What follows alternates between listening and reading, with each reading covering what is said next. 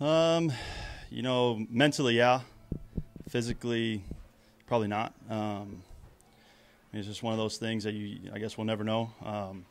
But I know in 5 days I'll be taking the ball and I'll be pitching the first and hopefully further on. You had everything going today right from the opening pitch. Your changeup's never been better, and you have a great changeup.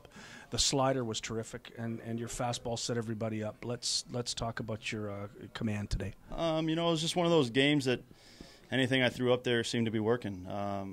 You know, anything Louis put down, fastball, curveball, changeup, I mean, I was throwing it with confidence. And, you know, it was one of those things where you throw a pitch with confidence, most of the time it's going to go where you want it to go.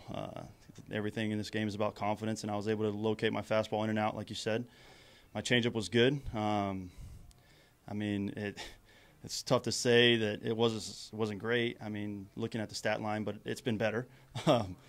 My curveball was the best it's been. I was able to drop it in for strikes when I needed to, especially later in the game when, you know, they were thinking I was just primarily going to go fastball changeup today, and I was able to flick the curveball in and get some looks for strikes. So, you know, it's just one of those games that it'll go down as just a special one. That's the best way I can describe it. Just the chemistry I had with Luis tonight was something that it's very tough to describe. Talked about the fact that you have a sore back. How does it feel, and you'll be able to go in 5 days? It's sore right now. You know, I was on the training table all week, and, you know, it was a good thing for that extra day off that we had. You know, that long bus ride really kicked my butt. And, you know, it's one of those things where I'm going to get on the training table in the next couple of days or whatnot and make sure I'm ready to go. But I will be taking the ball in 5 days. Have you ever had a performance as a professional that was that good? As a professional, in 2009 I had a no-hitter, but I think I'd walk like 3 or 4 guys, so nothing that good. And that's against a pretty good hitting team. Yeah, they're the kind of team where, you know, you could be down 5-0 real quick, or you can be in the 5th with 50 pitches. I mean, they ambush you quick, and that's our scouting report on them. We've seen them now 5 times, and you know, if you're able to locate the ball down, you're going to be successful, and that's what I was able to do today. You know, getting early outs early in the game really set me up to. I think I only threw about 104 pitches today, 105 pitches, and you know, throwing 8 innings at that pitch counts, I would say it's pretty good, but.